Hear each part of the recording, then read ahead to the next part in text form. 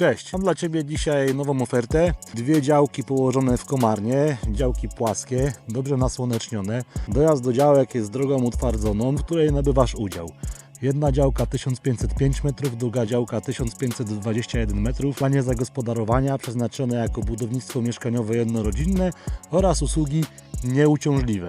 W tej drodze dojazdowej do tych działek masz zamontowaną już energię elektryczną oraz masz gaz i wodę miejską.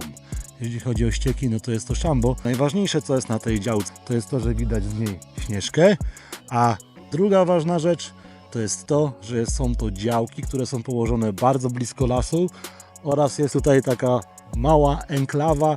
Tak naprawdę jest tu tylko kilka działek i kilka domów i jest tutaj naprawdę bardzo blisko do Jeleniej Góry. Więc gdybyś poszukiwał tego typu oferty, to sprawdź linka w komentarzu tego filmu i dzwoń do mnie. Do zobaczenia.